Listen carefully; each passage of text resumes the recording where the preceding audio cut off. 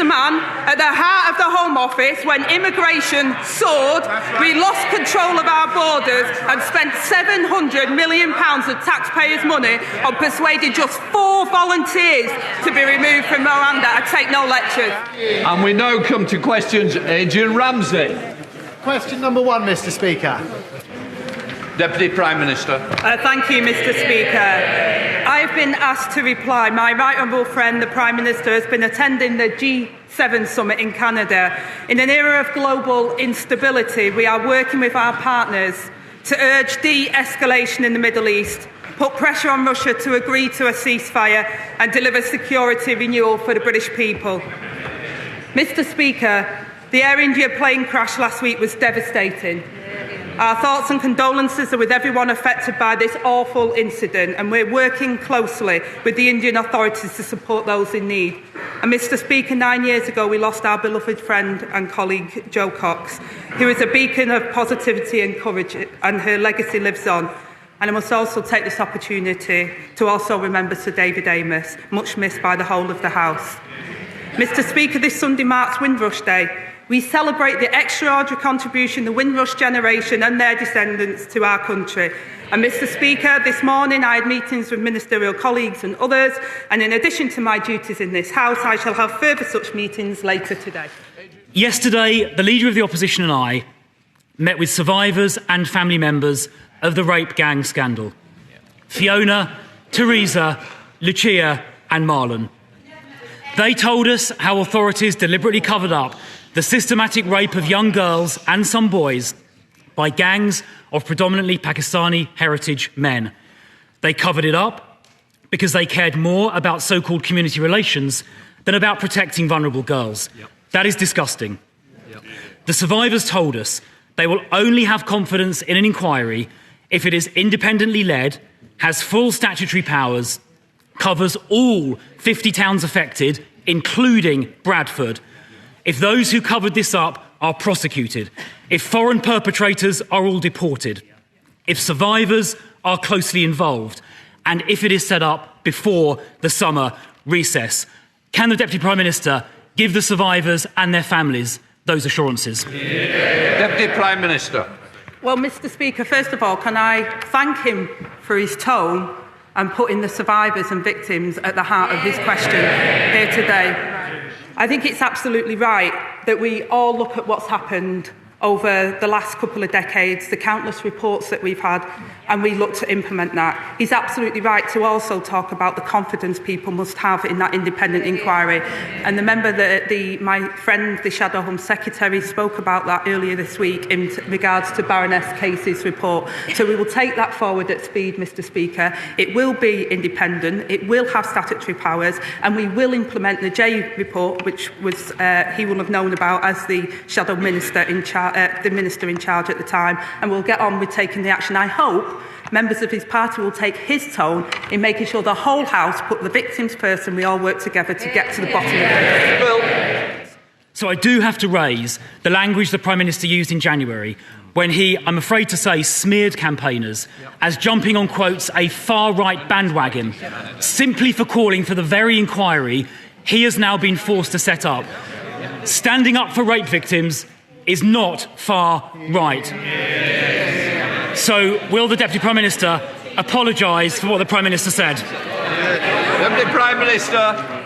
Well, I say, Mr. Speaker, that the Prime Minister did not just raise issues but acted on them. He brought the first prosecutions against grooming gangs, called for action to address ethnicity issues in 2012. And the honourable member will know that the data that the previous government collected was inaccurate and not complete. And Casey recognised this, and it's one of the recommendations that we will be taking forward. The Prime Minister made those comments specifically about Tory ministers who sat for years in the government and did absolutely nothing about this scandal. Now, Baroness Casey's report also said that a significant number of rape gang perpetrators were non-UK nationals or were asylum seekers, many of whom entered the country illegally. And we know, of course, that most illegal immigrants crossing the Channel are young men, contrary to what the Chief Secretary said last week. So does the Deputy Prime Minister now accept that the small boats crisis is a crisis of public safety as well as a border crisis. Deputy Prime Minister. Well, Mr. Speaker, this is a very serious issue and more needs to be done. And let me update the House. Working with our allies, we've carried out a series of major arrests to tackle smuggling gangs behind this vile trade. In the past month, a ringleader that smuggled almost 4,000 migrants has been jailed for 25 years. We could go further thanks to the law enforcement agreements we struck with Germany, Italy, Serbia and the Balkan states. In stark contrast to the honourable gentleman, he was the man at the heart of the Home Office when immigration soared. We lost control of our borders and spent £700 million of taxpayers' money on persuading just 4 volunteers to be removed from Rwanda. I take no lectures. 2025 has been the worst year in history for illegal immigrants crossing the Channel. That is on her watch. That is down to her government. The Prime Minister is now planning crisis talks with President Macron, finally admitting, in his own words, that the situation is deteriorating. The government's laughable plan to smash the gangs lies in tatters. So will she now at last accept we need a removals deterrent so every single illegal immigrant arriving on these shores is immediately removed? Will she commit to that, yes or no? Prime Minister. Well, Mr. Speaker, if they want to argue that 40,000 arrivals since July 24 are down to the scrapping of the Rwanda scheme, they need to explain why there were more than 43,000 arrivals in the same period starting in July 22 when the Rwanda agreement was in place. It's absolute rubbish, Mr. Speaker. They lost control of our borders. We're getting control of our borders. He needs to apologise.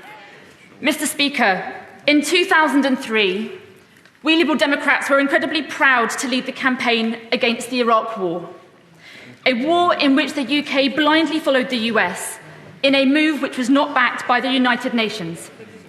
In light of reports that President Trump is seriously considering joining the war between Israel and Iran, launching a US strike against Iran's nuclear facilities, can the Deputy Prime Minister confirm that if President Trump does do this, that today's Labour government will not blindly follow the US into war again? Deputy Prime Minister. Well, Mr. Speaker, the one thing I will say is we agree with President Trump that Iran must never have nuclear weapons.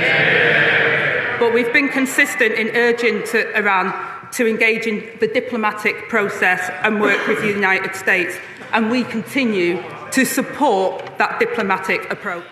The Home Secretary says we should judge her success in smashing the gangs by whether the number of channel crossings falls. But under this government, the numbers are up by more than 30%. Yep. So by which date should we judge the Home Secretary? And if she fails, will she be fired?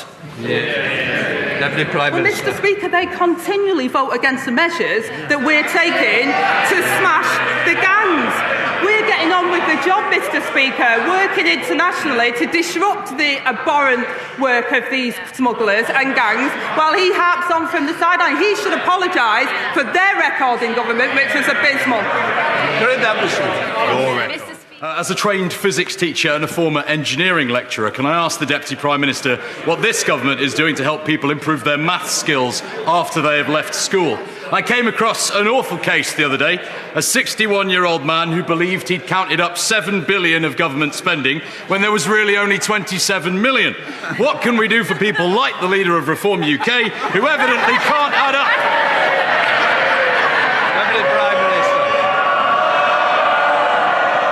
Mr. Speaker, my honourable friend highlights an important fact. Reform sums simply don't add up. He'll be pleased to know that we're investing £136 million for skills boot camps, and I will be sure to send the details to the honourable member for Clapton. That completes Deputy Prime Minister's questions. We'll let the front bench change over.